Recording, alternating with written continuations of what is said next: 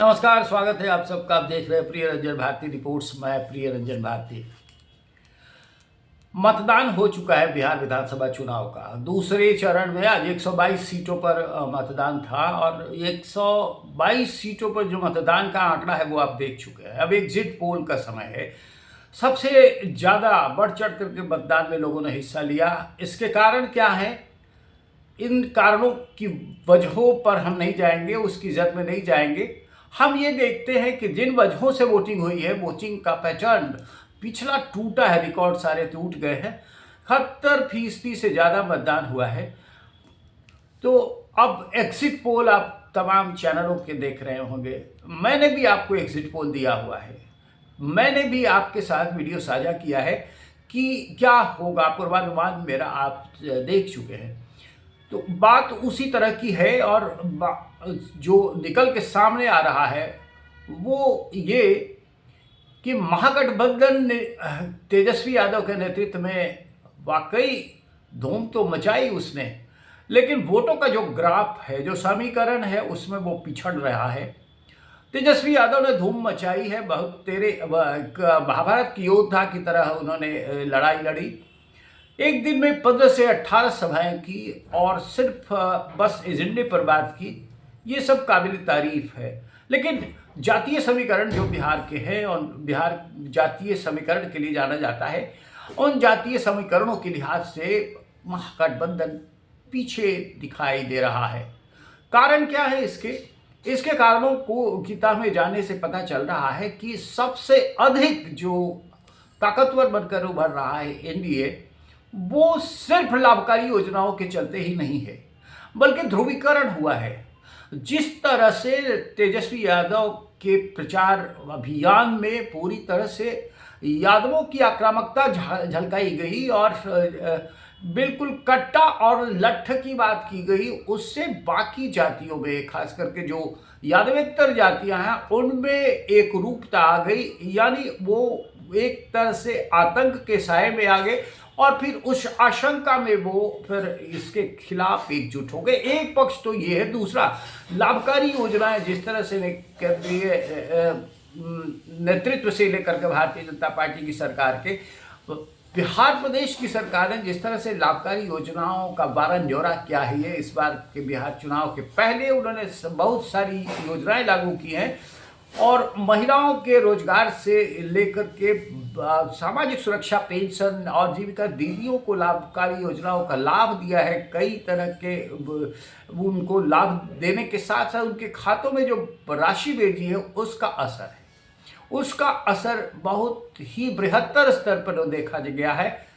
यूँ कहिए कि इन महिलाओं के जो वोट आ रहे हैं और जो वृद्धों के वोट जिस अनुपात में आए हैं, वो सिर्फ उसका ही असर है और वो सिर्फ एक पक्षीय वोट जा रहा है। वो चाहे जिस भी जाति का हो, वो सब जाति समूह से अलग हट करके वो नीतीश कुमार के नाम पर और एनडीए के पक्ष में जाता हुआ वोट है। इसलिए जो उसको नज़रअंदाज करके जो सर्वे कर रहे हैं वो भूल कर रहे हैं। दूसरी बात ये महत्वपूर्ण है कि तेजस्वी यादव के आक्रामकता के साथ साथ उनके साथ जो गोलबंद हुई जातियां हैं, उन जातियों के मुस्लिम और यादव मतदाताओं के अतिरिक्त दूसरी जातियां उनके पक्ष में गोलबंद नहीं हुई है। लेकिन इसके इतर जन सुराज जो लोग, जिसको अभी तक अंडरमाइन करके देखा जा रहा था, जन सुराज यानी प्रशांत किशोर की पार्टी ने एक बड़ी भूमिका निभाई है चुनाव में। उसने कई सीटों पर, करीब 4-5 सीटों से अधिक की तादाद थे जहां पर वो उम्मीदवारों के कड़े मुकाबले को और दिलचस्प बना गए हैं।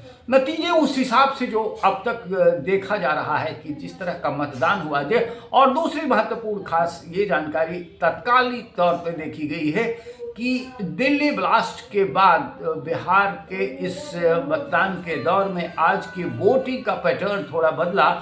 उसके खिलाफ गुस्सा भी लोगों का उतरा है, क्योंकि वो पाकिस्तान प्रदत्त आतंकवाद की कार्रवाई थी और इसके खिलाफ भारत के देशभक्त, बिहार के देशभक्त समाज जो भी जिस जाति का हो, उन्होंने उसके खिलाफ मतदान किया है और ये आक्रोश देखा गया। इसकी वजह बड़ी पैनी नज़र आई है कि मतदान का ग्राफ बढ़ा है, जिस ग्राफ के अनुसार जो उभर के अब तक सामने आया है उसमें सबसे ज़्यादा अगर देखें तो 71% से अधिक मतदान किशनगंज में होना इस बात का प्रमाण है कि वो एकजुट हुआ है MY कैडर, और उसके खिलाफ बाकी जातियां दूसरे हिस्सों में जैसे चंपारण से लेकर के मगध और मिथिलांचल तक दूसरे क्षेत्रों में वो बहुतायत लोग एक रूपता के साथ और कंसोलिडेट होकर के अपने गुस्से का इजहार करते हुए वोट किए हैं। अब तक इस वोट के पैमाने से और जो पैटर्न है उसके हिसाब से जो रुझान निकल करके सामने आ रहे हैं उसके मुताबिक मैं फिर आपसे शेयर कर रहा हूं कि 145 से 160 सीटें एनडीए जीतने की तरफ बढ़ रहा है। अगर ये है तो फिर महागठबंधन कितने पर आकर अटक रहा है? वो महागठबंधन के हिस्से में 73-91 वोट या सीटें, आप कहिए 73 से 91 सीटें उसके हाथ में मिल रही है। जदयू अगर अकेले देखें जनता दल यूनाइटेड को, तो जनता दल यूनाइटेड 59 से लेकर 68 सीटें वो लाता हुआ दिख रहा है, और बीजेपी जो है, बीजेपी के साथ कुल मिलाकर के देखें तो 85 सीटें तक वो लाने की स्थिति दिख रही है उसकी। प्रशांत किशोर की पार्टी जो लड़ी थी वो मात्र 3 सीटों पर कड़े मुकाबले में है, जबकि इधर अगर हम गौर करते हैं तो कांग्रेस आरजेडी लड़ी थी 146 सीटों पर और 151 से 63 सीटें इसके खाते में जाती हुई दिखाई दे रही हैं। कांग्रेस जो 59 सीट्स पर, हालांकि कांग्रेस का रवैया ढुकलू रहा, खासकर राहुल गांधी के प्रचार अभियान और उनके वोट चोर अभियान से बिहार में कांग्रेस को बड़ा झटका लगा है।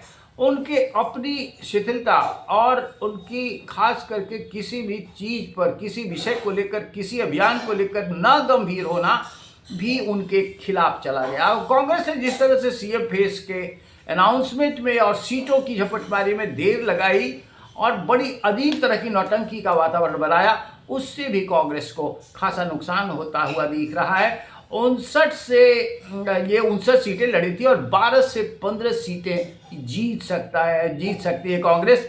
जबकि आप गौर करिए कि 2020 के चुनाव में कांग्रेस ने 19 सीटें जीती थी।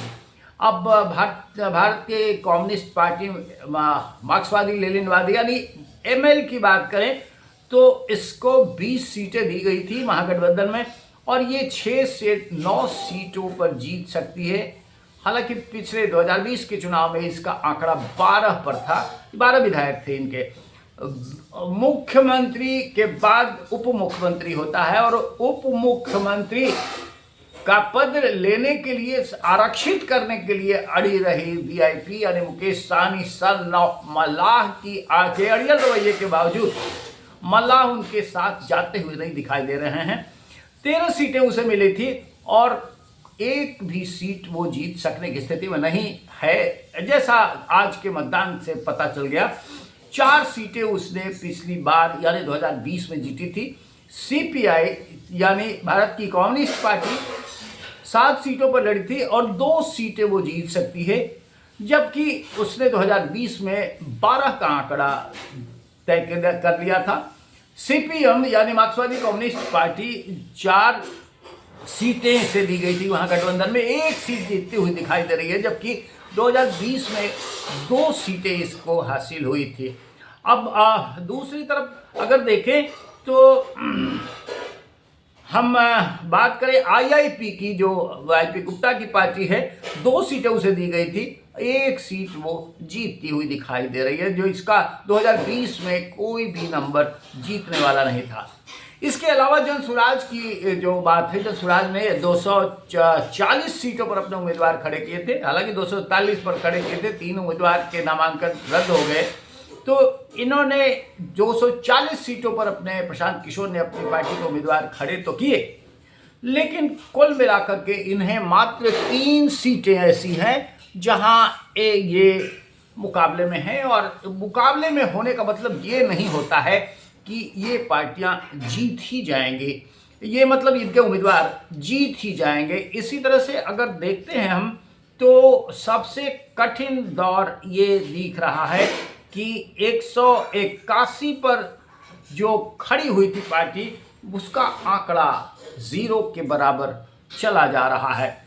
181 पर खड़ी होने वाली पार्टी बीएसपी थी। बीएसपी ने सोचा कि शायद हम ये पूर्वी पश्चिमी बिहार वाले इलाके में जो उधर सीमा से लगते हैं उत्तर प्रदेश के, उन इलाकों में अपनी आबादी लगती है वहाँ से, उत्तर प्रदेश से, तो उसका प्रभावित करके ये सीटें निकाल सकती है। हालांकि कई बार सीटें मिली भी है, लेकिन 181 पर लड़ने वाली पार्टी को एक भी सीट मिलती हुई नहीं दिखाई दे रही। एक सीट पर 2020 में इसने जीत हासिल की थी। AIM यानी असदुद्दीन ओवैसी की पार्टी 32 सीटें लड़ रही थी सीमांचल और मिथिलांचल के इलाकों में, और करीब करीब इसे 15 सीटों पर फायदा होता हुआ, नहीं क्षमा करिएगा, इसे मात्र एक सीट पर बढ़त मिल रही है। हालांकि कई सीटों पर इसने आरजेडी और महागठबंधन को खासा नुकसान पहुंचाया है। और 2020 की बात करें तो इसे मात्र 5 सीटें मिली थी और 5 में 4 एक रह गए छोड़ करके, बाकी सब के सब आरजेडी में शामिल हो गए थे। हम ये भी बात करना चाहेंगे आपसे कि बीजेपी इन सब के बावजूद घाटे में हुए दिखाई दे रही है। वो सीट को लेकर के, यानी उम्मीदवारों को लेकर के जिस तरह से टिकट बेदखल किए गए, उम्मीदवारों का चयन जिस तरह से किया गया, उससे बीजेपी में अंदरूनी खासा नाराजगी है। और उस नाराजगी की वजह से कई सीटें, महत्वपूर्ण सीटें ऐसी हैं जो फंसी हुई है। जैसे डिप्टी सीएम विजय सिन्हा लखीसराय में, मैथिली ठाकुर अलीनगर में, रामकृपाल यादव दानापुर में और सम्राट चौधरी तारापुर में, ये सब ऐसे महारथी हैं जो कड़े मुकाबले में घिरे हुए हैं। कौन जीतेगा ये 14 तारीख को पता चल जाएगा आपको, लेकिन आज की तारीख में ये कड़े मुकाबले में फंसे हुए हैं। और सबसे अधिक जो बड़ी बात कही जानी चाहिए वो 72 से 82 सीटें बीजेपी के खाते में जाती हुई दिख रही हैं। हालांकि 2020 में 74 सीटें इसने जीती थी। इस बार चुनाव में जो समीकरण बिठाया गया, जनता दल यूनाइटेड और भारतीय जनता पार्टी दोनों 101 सीटों पर लड़ रही है। तो 101 में बीजेपी को 72 से 82 तक सीटें आ सकती हैं, और जनता दल यूनाइटेड जो 101 सीटों पर लड़ रहा है, 59 से 68 सीटों तक उसे जीत मिल सकती है।